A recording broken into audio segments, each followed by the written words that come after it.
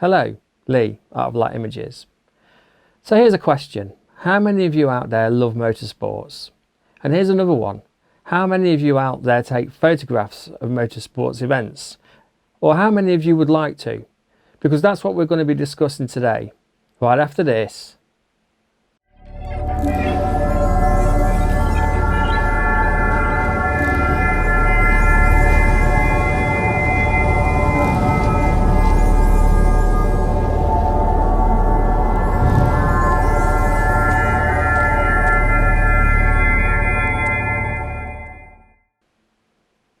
Welcome back. And as always, don't forget to like, subscribe, comment and hit the bell notification. Right, so a few days ago I attended a rally event and it was really cold. It was smack bang in the middle of Storm Ellen. It was windy beyond belief. At the end of it, my ears, I honestly thought they would drop off, and my fingers, they'd just lost all sensation. But that said, it was a fantastic day. I had a great time. It was lots of fun. And it got me thinking, how many of you guys out there would like to learn about motorsports? At least how to take photographs of motorsports, not drive the cars. That would be something else. Anyway, without further ado, I have made a recording of my time at the event. I apologise in advance for the sound quality when I'm speaking because it was so windy. I had a GoPro 7, I didn't have any kind of additional microphone. I know the GoPro 7 is supposed to have all these different speakers which help it deal with wind and all the rest of it, but it wasn't so effective. So there you go. There's a use case for you. So without further ado, watch this. That said, I will cut in with some advice, with my own ideas, with my own experience really, and you can take what you like from that. Okay then. Where are we at, Jeremy? Stoneleigh Park. Stoneleigh Park. Stoneleigh Park rally race. And this isn't like a serious race, is it? Jeremy, this isn't a serious race. No. What sort of a race is this? Just for fun. This is just for fun race with classic cars, and this is what the rally scene looks like. So for me, when we're talking about bokeh, or as the Americans would say, bouquet, I think of three ways of getting there, three ways of getting that lovely, creamy, blurry effect in a foreground or the background. And so, number one, I think of depth of field blur. So if you've got a fast lens like an f1.4, f1.8, and you're close enough to the target, then you'll get a nice depth of field, out of focus, foreground and background. Then there's motion blur. So this is when you're using a slow shutter speed and it blurs out the scenery around the object that you're tracking, which we'll talk about later. And thirdly, there's the compression blur you get from using a telephoto lens. So when I'm shooting motorsports, I try to incorporate all three of those elements into my images. That's my particular style. It works for me. I think it just gives more of a dynamic look to images. So how do I go about doing that? Number one, I take with me a telephoto lens. I don't have a really large lens for these events. In the past, I've used a 150 to 600, 80 to 400. And to be honest with you, they generally get me in too close. When you're using a slow shutter speed, it's important to have some distance between you and your target. The closer you zoom in, the harder it is for you to be able to get an effective shot. The harder it is for you to be able to get a sharp shot of the object you're tracking, i.e. the car, because you're too close to it with the zoom. Every minor imperfection will show up in that shot and it will just ruin it. You will take hundreds, thousands of shots and you'll only have a few keepers if you zoom in too far. So I generally zoom out and then I crop into the image in post. So that's one thing. The other thing that I take with me is a fast prime lens. So typically something like a 55, my 55 f1.8 Zeiss, because I might want to have some detailed shots of cars and things when I get, or if I get the chance. And thirdly, I like to have a short zoom. So but if I'm too close to the track, if I'm just a few tens of feet away from it, and my 70 to 300 f4.5 5.6 Sony G lens is just too close, that gives me something to fall back on. So for that, I take the Zeiss 24 to 70. I also take two cameras, so I take my full frame A7 III and my A6400 as backup, but also it's important to have a lens on each camera. So typically I'll have my 70-300 on the A6400, which gives me a 105 to 450 zoom range, and then I'll have my same 24-70 on my full frame. But with regards to this event, I soon changed things around. It was quite dark, it was a storm-filled sky, and I wanted to have the better ISO performance of my A7 III. In addition to that, because I was reasonably close to the target, I wanted to have improved depth of field. And if I put my 70-300 on my A6400, because of the crop factor, it's also giving me less depth of field. So I wanted to have f4.5 to 5.6 to help blur out the background that little bit more. So I used my 70-300 on my A7 III, and on my A6400, when my A7 III's batteries died because I only took two with me, then I used that as my backup camera and I put the lens on there at the end of the day. It's not very busy right now, as you can see.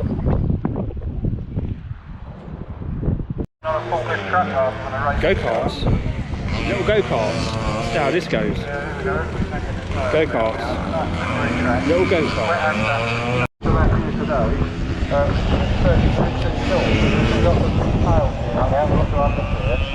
Yeah, watch Johnny Trent. He's in the blue car, keeping the white helmet down the far end of the moment, just behind the car with the driver on the red. Johnny's really, have a look at him round this, really coaching around. Yeah, and they're not a bucket seat, they're like an arm.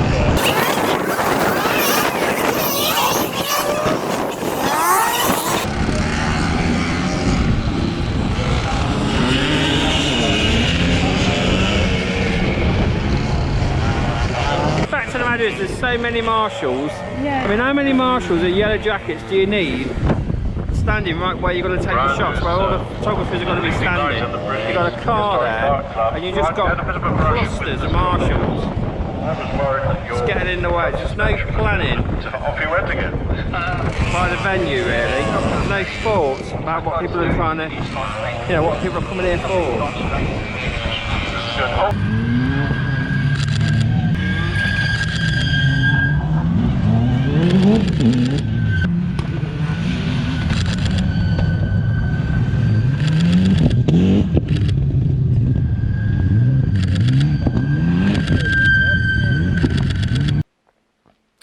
So what is the correct shutter speed then if you're shooting fast action? Now typically if you want to freeze action, of course you'll use a faster shutter speed. So if you want to get a close-in shot at the rear wheels of a car as it's turning around the corner, you want to have a high shutter speed to be able to freeze that.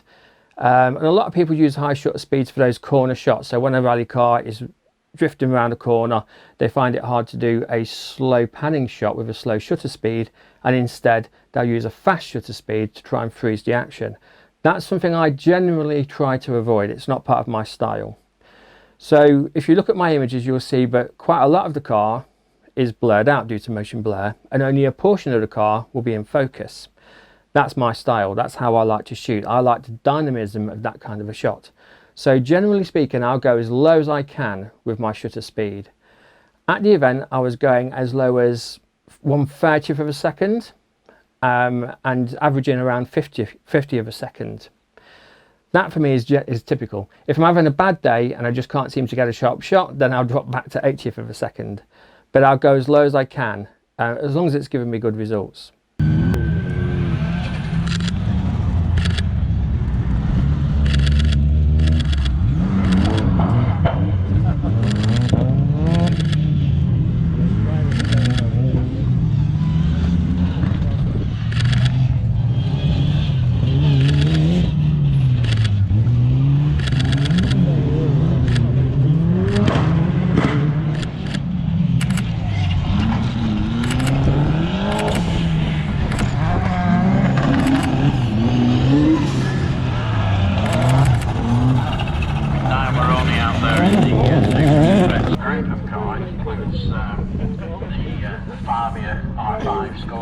We've got quite a few Escort Cosworths, Imprezas.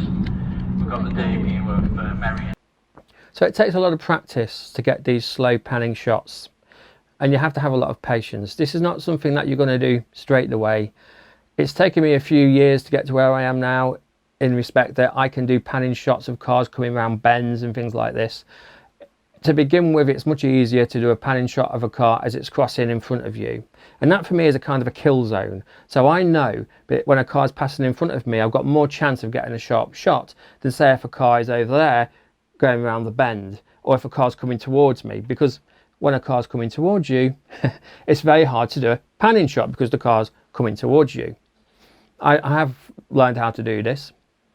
Weirdly enough, I kind of pull my camera back and I step back a bit as I take the shot, and it just seems to work for me, but it's taken a long time for me to acquire this skill. And here's a shot of one of those shots. Okay, so it does take practice.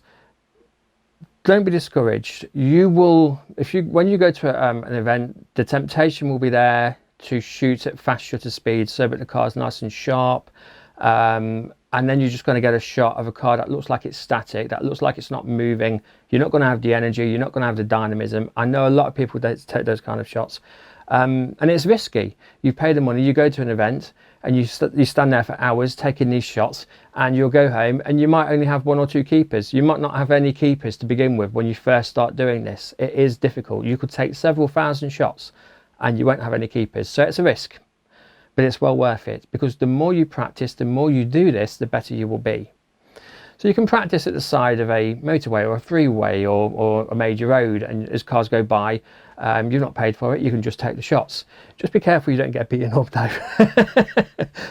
In the past I've run into some trouble doing that, but let's not talk about that now.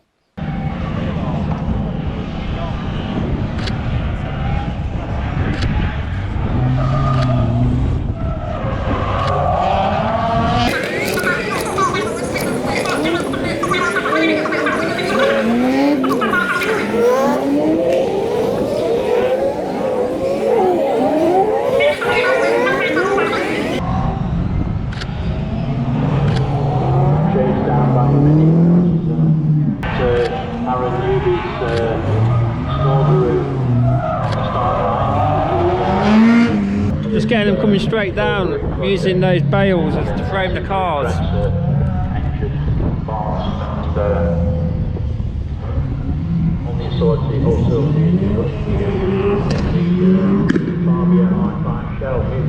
The proper R5 suspension, so it gives it a lot of suspension control. But using your, if you've got an Impreza, you can shove it into this. And, Right, so check this video out. These are rally cars racing, obviously, but I'm doing 25 frames per second, 50 shutter speed. Obviously, it has the effect of blurring out the foreground and the background and keeping my attention on the car. So when you're shooting with a low shutter speed, a photograph, you're doing the same thing. Like a video, you're blurring out the foreground and the background. Now, if you can keep pace with a car with video, then you can keep pace with a car while you're shooting at slow shutter speeds. I can't get the lid off this. What's up? Your hands are cold, that's all. Oh, passes your cup. This is cool. So how many hours have we been standing there? Oh, too fucking long. Damn.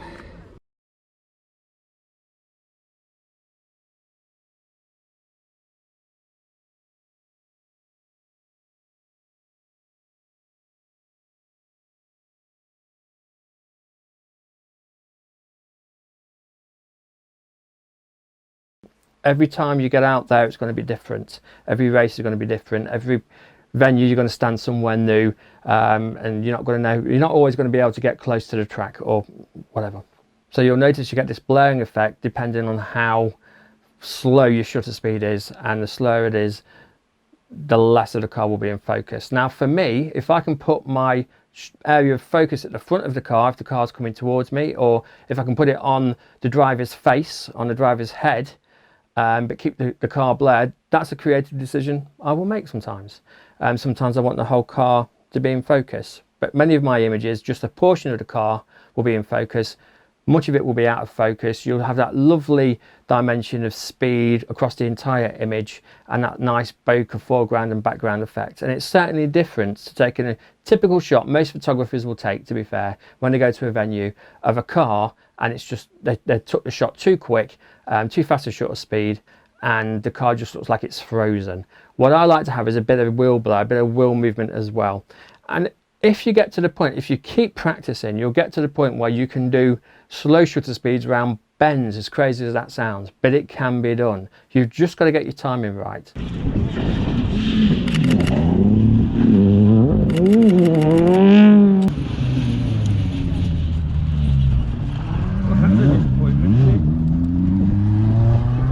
So in this video, for example, you can see that I'm choosing when to take my shots. So I'm not spraying and praying. I'm just laying down 3 or 4 shots in a row, then I'm waiting, then I'm taking a few more shots.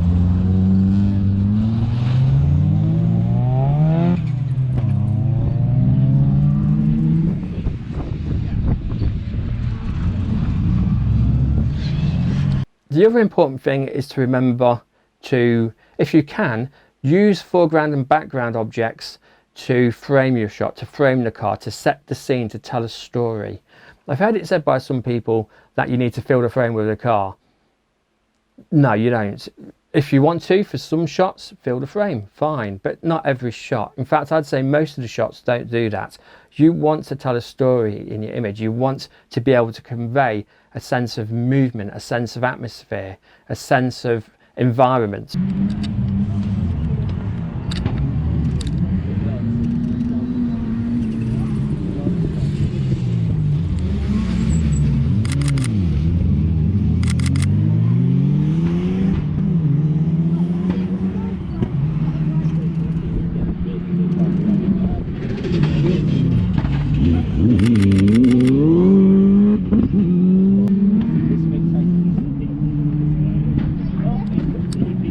And as always, don't forget to like, subscribe and comment. Well, let's continue. Detail shots are important as well. So don't forget detail shots. Too many people focus on the whole car and they should really be thinking about telling a story. Again, telling a story. So you might be looking at the expression on the driver's face. You might be looking at part of a wheel as it's spinning really quickly, or you might just be taking an image of a tyre in some mud and it's kicking all the mud out the back because it's a rally race. Fantastic. If it's a dry road race, if it's something like an F1 race, then that wheel spin at the beginning when the cars take off and you get that lovely sort of smoking burnt tyre effect, that's fantastic for images, especially with a slow shutter speed, because it gives more of a dynamic look to the smoke, it gives more of a dynamic look to the wheel, it gives a sense of speed and power.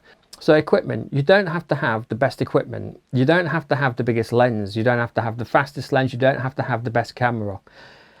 I go to these venues and I see lots of people standing around with massive lenses, really big 600mm lenses, f4 lenses, and a lot of the time they're not using them because the lenses are prime lenses. Generally these big professional lenses are prime lenses. They might be an f2.8 and f4 lens, and they're only good for the range they're set at. So you can't get, you might get far shots, or you might get medium sort of, you won't get close shots is the point I'm trying to say. And it's really hard with those larger lenses to be able to pick up that sense of motion blur. It can be done, and professional people use these lenses, not always, sometimes, well, often, but not always. And it can be done, but it's harder because you're more zoomed in. They are good for depth of field blur, because you might be at f4 at 600mm, so you're blurring out, so it's more of a depth of field effect. But you can tell if you've not got that motion blur there, that sense of movement's gone from the car. So you might have the depth of field, but you've not got that element of movement. So for me, having depth of field blur, compression blur, and also having the speed blur is a little bit like music, where you've got harmony, melody and rhythm. You kind of need all three to make it work, and that's how I view a photograph, a sports photograph. You need those three elements to make it work. So having a smaller lens is in fact more of a benefit than anything else. So that's why I choose to take a 70 to 300mm lens. Also because, like I said earlier, it's easier to get that sense of speed from an image, of being able to slow the shutter down when you're further away from the target, when you're more zoomed out. You will have more hits, you'll have more take-home photos if you do that. Whatever part of the car you want to take a photo of, have your autofocus point on that. Okay, so single point autofocus is a good one. If you have like a zone, it seems easy enough, but then the camera's going to put its autofocus point where it wants the focus to be, and you're using a grid line to focus where you want the focus to be as the car's moving along, and it's going to be a mess. So single point autofocus, continuous focus on the grid line or wherever you want that focus to be on the car. The other thing is, choose your target and wait for it to come into view. So the car will be off, it might be 300 or 400 meters, yards away, whatever. Lock on that car, wait for that car to come into view, decide what part of that car you want to be in focus, what shutter speed you want to use, how much of that car do you want to be in focus. Follow that car, and at the moment that you think you're going to get a good image, just lay down a burst. The first 1 or 2 shots will always be blurry, no question. You need to have 3 or 4 shots in order to get a sharp one, in my experience anyway. And just don't keep your finger on the shutter going it's not going to do you any good, because if you're not in focus, it's not, all of those images aren't going to be in focus. You need to pick a point. What you've got to learn is to move your body with the camera. So don't move the camera separate. That's a mistake. Move your body. Okay, so you're moving your body left to right and you're panning like this. Don't worry about breathing. I hear some crap online about you have to breathe in or hold your breath or breathe out, and that's nonsense. It's your body that's important. Just tuck your camera in nice and tight, okay, and just move from left to right, and you'll get a rhythm. You'll get a rhythm for the speed, you'll get a rhythm for the car or the motorbike or whatever it is you're taking a photo of. This works for aircraft as well. Don't be disparaged as well, because the vast majority of your shots are going to be blurry. There's no two ways about it. Yeah, I would suggest starting off at maybe 100th of a second shutter speed and seeing how well you do, and then when you go to another event, see if you can drop it down to 60 or 80th of a second, and just take your time with it. You're not going to go to a racetrack and suddenly be hitting 20th, 30th of a second shots unless you're very good and you've got a fantastic mind and body ratio, I don't know, whatever you want to call it. I mean, you'd have to be gifted, I think, to be able to go to a race and you're shooting 30th of a second and you've never done it before and you're hitting the cars. It's a skill. So another important consideration is when you're using a slow shutter speed, you're going to have brighter images. It's good because you get to keep a lower ISO, so your images are cleaner, but it's bad if you expose the image at a normal exposure value, or if you slightly overexpose the image. I tend to underexpose my images because most cameras are better at retaining shadow detail than highlight detail. And you don't want to blow your images out. You don't want to get home and you've got some lovely, sharp, dynamic looking images, beautiful bokeh, but then you've blown out part of the image and there's nothing you can do about it. You don't want to waste time doing that. I've learned the hard way. So underexpose if you can. Most cameras will allow you to underexpose, unless you've got something like a bridge camera and it doesn't give you any kind of manual control. But yeah, underexpose, and then bring back the shadows and and you can sort out the highlight detail and everything like that in post. The other thing you'll notice is colours will be more vibrant, and you might need to dial down your colours a little bit as well in Lightroom or Photoshop or whatever program it is you're using. For this reason, I recommend not shooting in JPEG. I recommend shooting in RAW. It will give you the necessary headroom you need to be able to make these changes in post. If you're not used to shooting in RAW, then I suggest you start learning. There's lots of tutorials online. I will be doing a tutorial on how to edit these photographs, slow shutter speed images of racing cars and planes and things in a later video. Okay, and I think I've pretty much covered everything I need to say on this subject. Yeah, so let me know what your experiences are. If you have any tips of your own you'd like to share, then please write them in the comments below. Don't forget to like, subscribe, hit the bell notification. I want to make more videos like this, so it's important that I get support from you guys to be able to do that. So get out there and do something interesting. See yous.